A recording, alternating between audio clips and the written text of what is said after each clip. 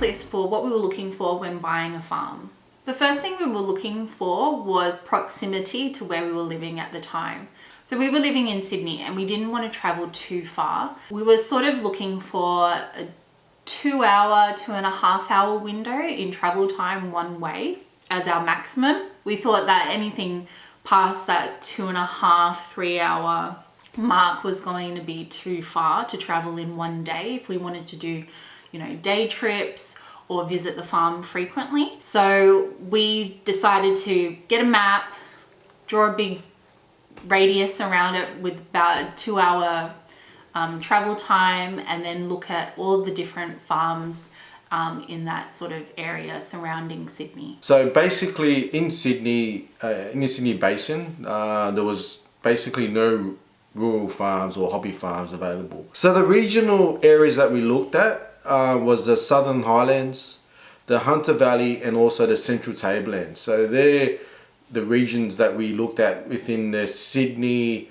2.5-hour drive. Another thing we were looking for was really good roads to the farm. So we didn't want to be traveling long distance on dirt roads, and we wanted to minimize the time on dirt roads so we wouldn't ruin our cars and it would be a safer drive. There was one property that I looked at with my dad, and there was like an 1.5 hour worth of dirt road, and it pushed out the trip to like a 4-hour trip from Sydney, and it was just going to be too much. So of course we passed on that farm, as it turned out to be like a 9-hour day trip there and back. And we were looking for a farm a lot closer to where we were living at the time. So, that's something to be mindful of when you're wanting to get a hobby farm that you might not necessarily want to live on 24/7. If you're going to live on the farm 24/7, you can pick wherever you choose and of course live however you want. But if you're going to be traveling there and back, the time frame and the types of roads you have will be a factor. Hello, Song speaking. So the next criteria that we try to look for in a farm was its proximity to a town. Where our farm was, it's only 10 minutes away from our nearest town, which has hospitals, police station, courts, shopping, all the essentials that you need. Schools as well, high schools. So they're all the criteria that we were looking for in purchasing a farm. One of the main amenities you want to have in the town is a hospital. You want to make sure that there are doctors nearby in case you get like a fatal snake bite, or if you have an accident on the farm, you want to make sure ambulance can reach you. So that's another crucial one that you want to have in town. Another important factor of having a town close by is you want the town to have a good source of employment for all the people living there. That will help you maintain value in your farm.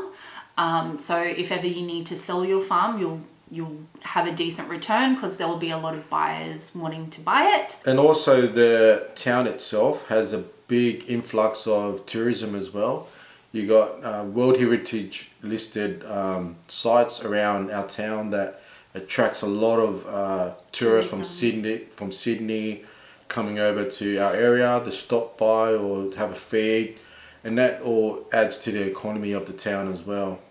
Another thing we were looking for is that you want the surrounding areas around the farm to be naturally beautiful. So you want a nice landscape, you might want nice houses or a beautiful little town. You want the surrounding areas to look beautiful, so it does help your farm retain its value.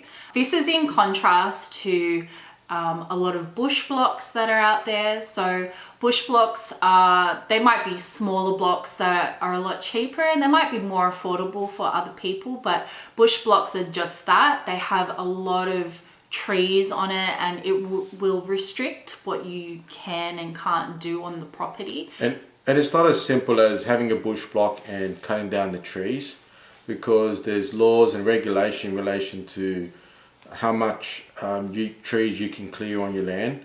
So just keep that in mind when looking for a farm. So there is government bodies that check people's farm via drones, helicopter, whatever it is. And if you get caught clearing land without their approval, you will get massive fines, and they will make you grow those trees back to keep it to its natural state. But at the end of the day is when you go and see these farms is the vibe that you're going to get from the farm itself and the town. So if you go there and you sort of haven't got that positive connection to the place, the town, then most likely you're not going to be happy there. And it's also an indicator of whether other people will want to buy the land off you in the future if ever you want to sell. So if you don't get a good vibe there, future buyers won't get a good vibe there. So once we narrowed down our list of specific areas we wanted to look at farms, we then had a checklist for the farm. So the first thing we looked for was the size of the land, and we had to make sure that it was fit for the purpose that we wanted to buy the farm for. So we had originally wanted to get the farm not only for buying livestock as pets, but also actually eventually running a cattle farm business. And we needed to make sure there was enough pasture, enough land that we could have a good turnover of cattle and be able to sufficiently supply them with enough food. So there was no point in us, wanting to buy like a 5-acre hobby farm block if we were going to try and run a whole mob of cattle. We wanted to run up to 30, maybe even 40 cattle at any one time on our land. So to do that, we had to have as much land as we possibly could afford. The next checklist that we had was the roads. We wanted to make sure that we want to minimize the dirt road as much as possible, and also that these roads are serviced by the council. We wanted roads that if a tree falling down or it gets washed away from the weather, we want to make sure that we got access to our farm still, and the council is on top of cleaning up any debris or washed out roads. And regular maintenance. The next thing we looked for was also pasture quality. So that came into play mainly because we were looking to run the cattle on the farm. We didn't want a farm that had poor soil quality and a farm that required a lot of work to get the feed up to the way that we want for in terms of the feeding the stock. So we managed to find a farm that had already put in a crop ready for cattle. A lot of the land had already been cleared for primary production. There was very little that we needed to do to bring it up to that level of quality pasture. There were other blocks that we had looked at where previous owners had completely wiped the soil bare, trying to put in different crops or try to grow vegetables or whatever it may be. And because it didn't work out for them, a lot of weeds had come through, and it would have cost us a lot of money either getting contractors to come out to till the land or to buy a tractor up front to try and do it all from scratch. So it was there were just too many cost factors deterring us from those sort of properties.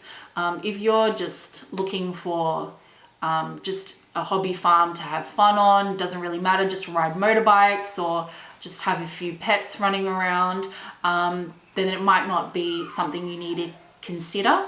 But definitely if you want, things like horses or cattle, you definitely want to consider the quality of the soil and the pasture that's already there. But saying that, we do have natural trees that's already on the farm that we want to try to maintain and keep. It adds to the character of the farm as well. So our other big criteria was water, making sure we had a lot of water on the farm in terms of dams, creeks, river, whatever it is. We want to try to make sure we had not an endless supply, but a good supply of those water supplies. Because you need to have that water if you're going to run livestock on your farm. And you need to consider where that water is placed on your farm. So we are lucky enough that we have the creek on the front part of our paddock, and on our second paddock that's further back inland, we have 2 dams. So we know that if we're running cattle, they have multiple choices in where we can give them a water supply, and we can divide up our paddocks in relation to where those dams and creeks lay. If you do find that farm that you really love, but you haven't got the water supply, you can always have the option of having a bored water installed. Just make sure that you follow the council regulations in relation to bored water. And you have to factor in that cost. Yeah, it's in addition to buying that. It's a big cost. It's a big cost, but you know, if you haven't got any water, you have no choice but to get that done. But that is an option for you to do if you need to. Before you go and look at these farms, I did my research in terms of the rainfall, because that's very important. You want to know the average rainfall of every month of every year, and there's records going back 100 years in the area. So there's government websites out there, and have a look at it, because it's very helpful information that will help you in terms of purchasing your land. And a bonus feature of any rural farm would be electricity as well. So we do, have electricity connected to our property if we need to. When we bought our farm, we're lucky enough to already have a power pole located at the top of our farmland. However, it does not have a transformer on it. So that is an extra cost that you have to factor in if ever you want to connect electricity to your property. It can vary from $10,000 to tens of thousands of dollars, depending on what your needs are to get it connected. Some people also need extra power poles put in place on their farm. So there are a lot of different factors, but if you already have at least a power pole connected on your land, it's a good that's bonus. Already one check off the list. For us on our cabin build, I'm going to try to go off grid as much as possible, but for future builds, like our future house, possibly I might consider the electricity pole. The transformer. The electricity. Connecting the electricity. Yeah. Another thing when looking at buying a farm was a building permit, so we could build a house, and that will be in your contract of sale. So if you look through your contract of whatever farm you want, just make sure that there is a building permit in there, so you can put a house on it if that's what you wish to do. Otherwise, you've got to look at what options you have building something on that land. If you have particular projects that you are wanting to do on a farm and you haven't yet bought that farm, just research what you can and can't do on that land before you buy it. You want to look up your local council regulations.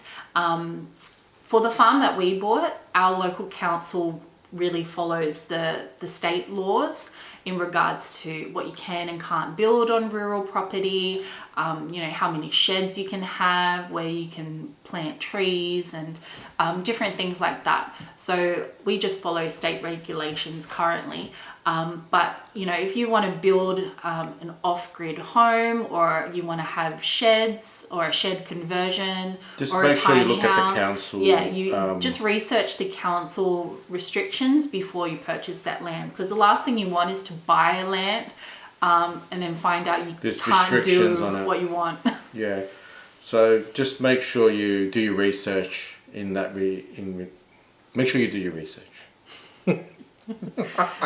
Also take into consideration the climate of the area where the farms you're looking at are. Or is like. So you might go and check out this farm with the real estate agent, and it might be a beautiful sunny day, and you might not realize that there's 90% of the year there's torrential rain, or it snows there, or there's high winds or something like that. So it's also good to sort of really ask a lot of the questions of the real estate agent, and then do your research on the local climate, and talk a lot to people in town who've lived there a long time. You can ask them a ton of questions, and they'll be most of the time they'll probably be really forthcoming with what it's like to live in that area. So that should give you a really good idea of how it is before you buy it. Another thing. So another checklist that we wanted for our farm was access to our farm. So we wanted to make sure that we had numerous roads in and out of our farm in case we had bushfires, or we had flooding, or we had snowfalls that block us from getting out from the farm. So access is key. You want to make sure you know those routes and there's access to get in and out from your farm. Just also in terms of access, you will come across farms that to get to the farm you're looking at, you might have to go through other people's farms.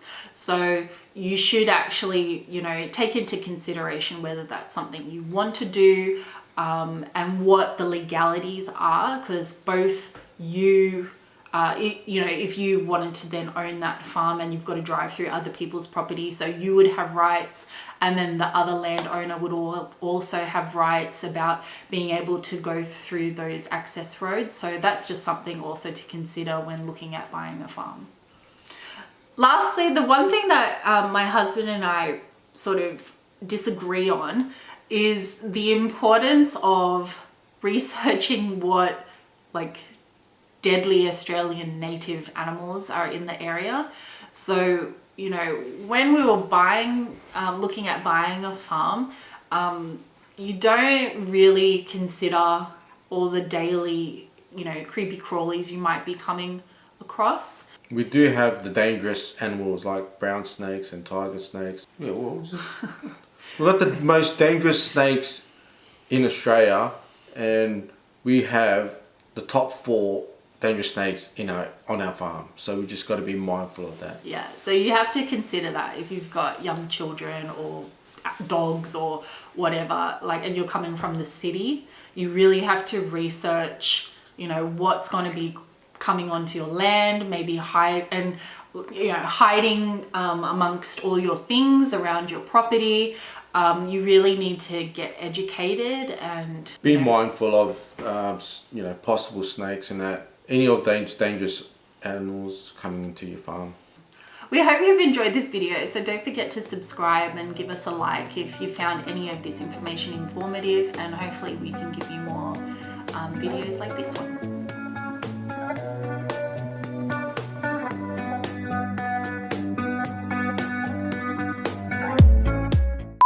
Hey everyone, you make all these weird faces with your mouth. You do. Oh. Do I have booger? No. Have I got mine? Yes. Again? Yes, you're like booger central all the time. Do I? No. Alright, let's go. Stop touching your foot! Distracting me. I'm holding it. Oh, the sun's gone crazy. Yeah, we'll fix it up. Move over, you're like... Alright, go. Do you want to elaborate? Am I able to? Yes. I'm going to talk for a long time. You can edit, you can... Not too long. Should I do that again? No.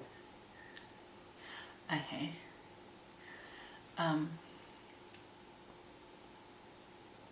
So number one, when we were looking at buying a farm was, what is it? Okay.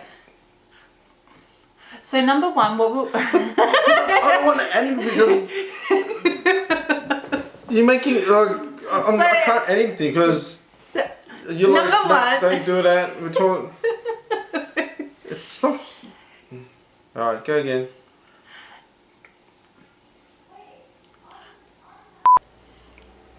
Okay. Take 2.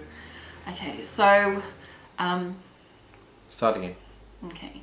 All right. I reckon we move on. Let's move on. All right, go.